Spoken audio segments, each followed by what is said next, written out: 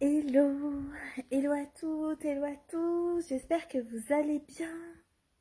J'espère que vous avez passé une belle semaine et une belle journée aujourd'hui.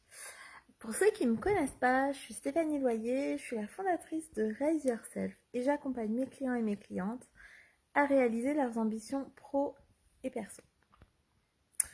Aujourd'hui, j'ai envie de vous faire un partage sur une journée. J'aime bien.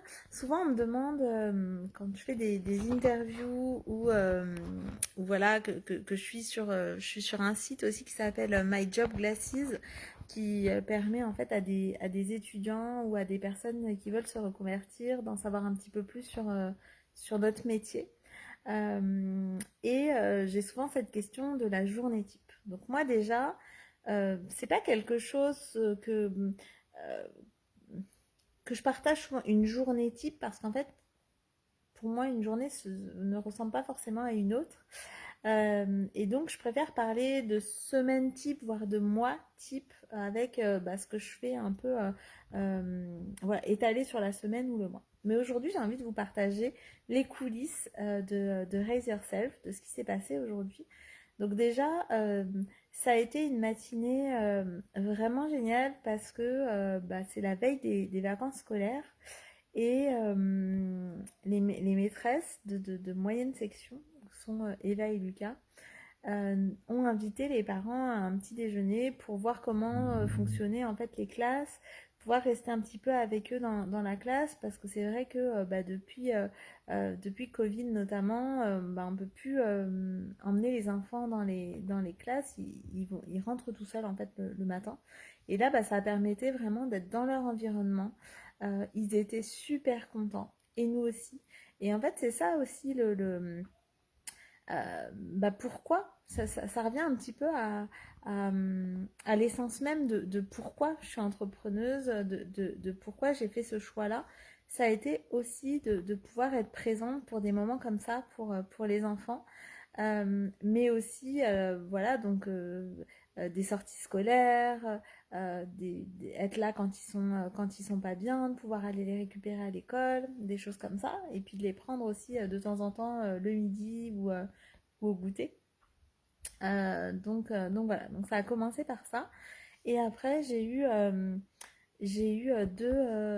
alors une fin d'accompagnement pour un bilan de compétences notamment. Et là, c'était un retour magique parce que c'était un retour qui a mis en lumière en fait des challenges qu'il y a eu pendant l'accompagnement. Et du coup, on a vu en fait à quel point, toutes les deux, hein, ça nous avait apporté. Donc moi, je dis souvent que dans ma façon d'accompagner, je suis quelqu'un qui suis à la fois douce, à la fois évidemment bienveillante, hein, sinon je ne ferais pas ce métier-là. Évidemment aussi que pendant les sessions, il y a pas de place au jugement. Ça ne veut pas dire que j'ai pas de jugement, ça ne veut pas dire que j'ai pas d'avis, je ne serais pas humaine hein, sinon. Mais ça veut juste dire que pendant les sessions, en fait, pendant l'accompagnement, le jugement n'a pas sa place. Voilà, donc si moi ça me fait réagir à l'intérieur, je vais traiter ça dans un autre espace, soit en thérapie, soit en supervision, parce que c'est super important quand on est dans le monde de l'accompagnement, de savoir ce que l'autre euh, vient nous renvoyer aussi en miroir. On parle de projection contre projection. En fait, quand on est dans l'accompagnement, il y en a forcément. En fait. Et ne pas voir ça, ne pas le savoir en conscience, c'est mettre en danger aussi la personne qu'on accompagne. Donc c'est pour ça qu'il y a aussi des espaces thérapeutiques pour les accompagnants et des espaces de supervision qui sont super importants. Donc, euh, mais pendant en fait l'accompagnement, le jugement en tout cas n'a pas sa place. Et euh, donc je suis à la fois et bienveillante et douce pendant les accompagnements, mais je ne suis pas complaisante. Qu'est-ce que ça veut dire ne pas être complaisante? Ça veut dire que je ne dis pas forcément à mes coachés ce qu'ils ont envie d'entendre. En fait. Je ne leur dis pas ce qu'ils ont envie d'entendre. Parfois, ce que je leur dis, ça leur fait plaisir. Et parfois, ce que je leur dis, ça challenge, ça remue, c'est inconfortable.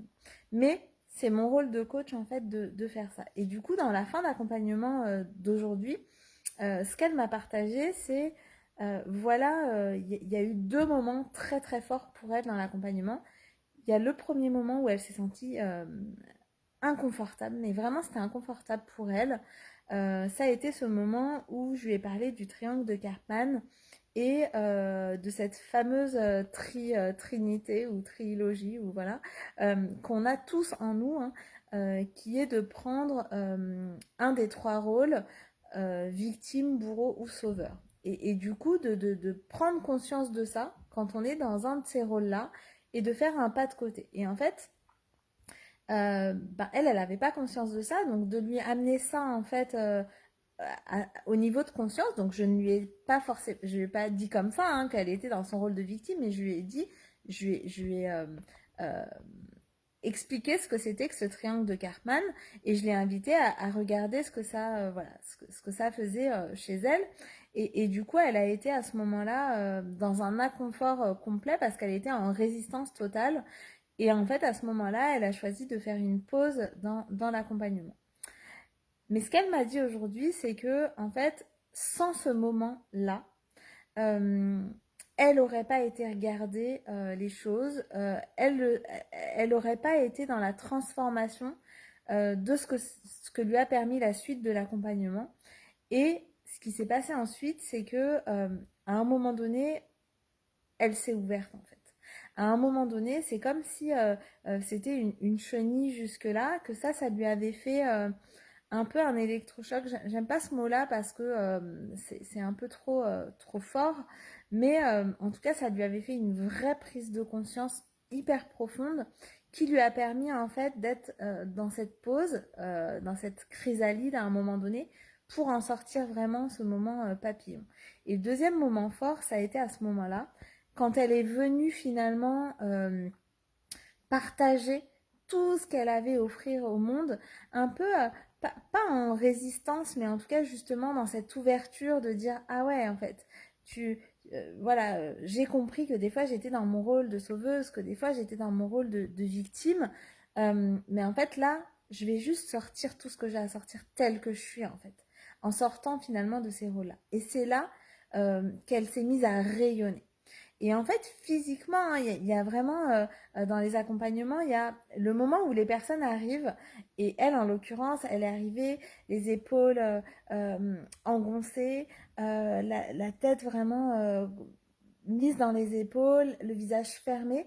Et en fait, à la fin de l'accompagnement, elle avait le sourire, elle était rayonnante. Et encore aujourd'hui, elle a un petit peu ce manque de confiance en elle parce que, bah voilà, sur un accompagnement, un bilan de compétences, il n'y a pas forcément autant de sessions qu'on peut le faire pour un accompagnement autre qui aurait nécessité en tout cas une partie un peu plus précise sur cette confiance en soi. Euh, mais en tout cas, donc il y a encore cette petite fragilité à la fin de l'accompagnement qui est présent. Mais euh, ce qu'elle arrive à faire, c'est qu'elle arrive à faire ce pas de côté pour mettre ça en fait en conscience et te dire ok, bah, qu'est-ce que je peux faire là pour changer ça en fait. Et rien que ça, bah, c'est énorme. Donc voilà, donc ça c'était ce midi, voilà, juste à l'heure du déjeuner quasiment, un petit peu après, où j'ai eu cette session avec le bilan, le feedback de comment s'était passé en fait cet accompagnement pour elle. Et évidemment que je l'ai déjà partagé ici, mais évidemment que, enfin évidemment, j'en sais rien, en tout cas pour moi, c'est inconfortable aussi hein, de faire traverser l'inconfort à mes coachés. Je le fais pas pour challenger, c'est pas le but de challenger les personnes. L'intention derrière ça, c'est de poser, de mettre de la lumière sur ce qui me semble juste euh, pour que la personne puisse avancer sur son chemin. Après, c'est à elle de décider d'avancer ou pas. C'est elle à son rythme de ce qu'elle est capable de faire ou pas à ce moment-là. Mais en tout cas, ce qui est mon rôle, c'est de mettre de la lumière là-dessus. Et des fois, bah, quand je vois que ça challenge, bah, c'est inconfortable pour moi aussi. Moi, je suis une coach qui a envie d'être aimée, qui a envie qu'on dise ah mais t'es une super coach. Enfin voilà, j'ai mon ego aussi qui est là. Et du coup, quand je suis dans cet inconfort-là, ça peut m'amener en fait ce truc de ouais, mais du coup, le coaching, ça marche pas parce que les personnes, elles sont des fois en résistance en fait de ça. Mais ce qui est plus important pour moi encore que qu'on dise que je suis une bonne coach ou voilà, c'est vraiment que les personnes elles puissent se mettre les choses en conscience, agir en conscience, prendre des décisions en conscience et mettre de la lumière en fait là où peut-être il y a des zones d'ombre, évidemment avec toutes les précautions en fait d'usage pour les personnes. Par exemple, les personnes que j'accompagne qui sont en burn-out, je leur demande si elles sont suivies aussi en thérapie à côté. Parce que en fait, s'il n'y a pas ça, ça peut être dangereux tout simplement pour la personne. Donc c'est vraiment, ça c'est mon rôle en fait d'accompagnante, de m'assurer en fait de ça. Après la personne elle peut me mentir ou pas, ça lui appartient. Hein. Mais encore une fois, moi je fais confiance plutôt à la responsabilité de la personne en face de moi. Donc voilà, ma journée a continué comme ça. Puis après, j'arrive sur un autre coaching en one-to-one, en individuel. Et là, un moment exceptionnel en fait. Un moment exceptionnel. Enfin déjà, ce premier retour là de cette cliente était vraiment magique parce que voilà, elle m'a dit en fait, ouais, j'ai eu un moment vraiment challengeant et elle me l'avait pas forcément dit. Hein. Enfin, j'avais vu que ça l'avait travaillé, mais elle me l'avait pas forcément dit comme ça pendant le coaching. Et là, le fait voilà, qu'elle puisse me le retransmettre comme ça, en toute transparence, c'était un super moment entre nous, en fait, finalement, pour l'accompagnement. Donc, arrive ce deuxième rendez-vous coaching aujourd'hui. Et là, c'était magique, magique, magique, magique. En fait, en quelques minutes, en fait, la coachée qui arrive à sortir une mission de vie, je sais pas si. Alors, chacun y met le mot qu'il veut derrière, mais le grand pourquoi, l'étoile du Nord, la mission de vie, euh, ouais, c'est ça qui me vient, là, la grande vision ou la trace qu'on a envie de laisser dans ce monde, ou ce à quoi on a envie de contribuer dans ce monde. Voilà, ça peut prendre toutes ces formes-là. Et là, elle arrive à mettre un mot dessus, un mot qu'elle n'arrivait pas forcément à mettre avant. Et en fait, là, c'est tout le relâchement en fait qui arrive avec ça. C'est waouh en fait. J'ai réussi à mettre ce mot-là euh, autour duquel je tournais, qui était en surface, mais sur lequel j'arrivais pas à mettre le doigt en fait. Et là, à ce moment-là, c'est des moments magiques pour moi en fait. C'est des moments magiques pour moi parce que c'est les moments qui me rappellent instantanément, vraiment, mais comme ça, euh, pourquoi je suis là en fait. Pourquoi je suis là. Je suis là pour les moments comme ça. À la fois pour les moments qui sont challengeants et qui, je sais, sont des pivots dans l'accompagnement. Euh, donc à la fois quand c'est challengeant, mais à la fois aussi quand c'est magique comme ça en fait. Quand c'est d'une fluidité parce il y a un truc, il y a une alchimie qui se crée à un moment donné, il y a un déclic qui se fait euh, et en deux séances en fait. En deux séances et là en quelques minutes pendant cette séance où on a pointé du doigt ce truc-là, c'était incroyable. Vraiment, c'était une séance vraiment incroyable. Qui je sais, en fait, voilà, hein, c'est la cliente qui me le dit, hein, c'est un vrai pivot dans l'accompagnement qu'on fait, mais dans toute sa vie, en fait. Ça vient, pas conditionner, mais ça vient vraiment colorer, en fait, toute sa vie.